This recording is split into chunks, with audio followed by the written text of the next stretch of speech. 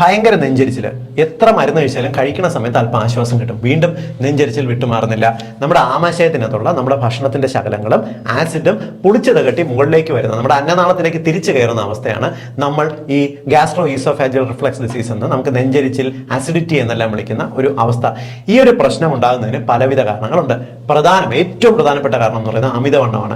നിങ്ങൾ അമിതവണ്ണം വയ്ക്കുന്ന സമയത്ത് വയറിന്റെ ഭാഗത്ത് കൊഴുപ്പ് കൂടുതൽ അടിഞ്ഞുകൂടുകയും ഇത് വയറിന്റെ ഭാഗത്ത് അമിതമായി പ്രഷർ വരികയും ചെയ്യും. അത് കാരണം എന്ത് സംഭവിക്കും?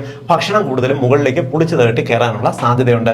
രണ്ടാമത്തെ പ്രോബ്ലം എന്ന് പറയുന്നത് വളരെ ടൈറ്റ് ആയിട്ട് ഡ്രസ്സ്. ഇന്ന് ഇപ്പോഴത്തെ ആൾക്കാരറിയാലോ, വയറ് പുറത്ത് കാണാതിരിക്കാൻ വേണ്ടി ടൈറ്റ് ആയിട്ടുള്ള ജീൻസോ പാൻറ്റോ എല്ലാം അണിയും. ഇത് വയറിന്റെ ഭാഗത്ത് പ്രഷർ വരികയും ഭക്ഷണം കഴിക്കുന്ന ചിലപ്പോൾ പുളിച്ച് മുകളിലേക്ക് തകട്ടി വരുന്നതിന് കാരണമാകുകയും ചെയ്യും. രാത്രി വളരെ ലേറ്റ് ആയിട്ട് ആഹാരം കഴിക്കുന്നവർക്ക്, പ്രത്യേകിച്ച് ഇപ്പോൾ ലേറ്റ് നൈറ്റ് സ്നാക്കിംഗ് ഉള്ളവർക്കും കിടക്കുന്ന സമയത്ത് ഈ വയറിനകത്തുള്ള ആസിഡ് നിങ്ങൾ കിടക്കുമ്പോൾ ഈ ദഹിക്കാത്ത ഭക്ഷണവും ആസിഡും കൂടി നമ്മൾ ഈ അടപ്പില്ലാത്ത കുപ്പി ചരിച്ചു വെച്ചാലുള്ള അവസ്ഥ എന്താ, അതേപോലെ ചരിഞ്ഞ് മുകളിലേക്ക് കിടക്കുന്ന സമയത്ത് ആസിഡ് മുകളിലേക്ക് കയറി വന്ന് ഇറിറ്റേഷൻ ഉണ്ടാക്കി എന്ന് വരാം. ഇതുകൂടാതെ ഗ്രില്ല് ചെയ്തിട്ടുള്ള ഭക്ഷണങ്ങൾ, പ്രത്യേകിച്ച് വറുത്ത് മുരിച്ച, കരിച്ചു മുരിച്ച, തീയിൽ നമ്മൾ നേരിട്ട് ചുട്ടി എടുക്കുന്ന ഭക്ഷണങ്ങൾ, ഇതെല്ലാം നെഞ്ചരിച്ചിൽ, വയറിനകത്തൊരു ഇൻഫ്ലമേഷൻ ക്രിയേറ്റ് ചെയ്തു എന്ന് വരാം. കുരുമുളക് ചെറിയ അളവിൽ ഉപയോഗിച്ചാൽ കുഴപ്പമില്ല, അമിതമായിട്ട് ഉപയോഗിച്ചാൽ നെഞ്ചരിച്ചിൽ ഉണ്ടാക്കി എന്ന് വരാം. ഒട്ടും വെള്ളം കുടിക്കാത്ത സ്വഭാവം, ഭക്ഷണം വയറ് നിറയുന്നവരെ വളരെ ഉയർന്ന അളവിൽ ഇടയ്ക്കിടയ്ക്ക് ഭക്ഷണം കഴിക്കുന്നവർക്ക് നെഞ്ചരിച്ചിൽ വരാം. സമയത്തിന് ഭക്ഷണം കഴിച്ചില്ലെങ്കിൽ നെഞ്ചരിച്ചിൽ ഉണ്ടാകാറുണ്ട്.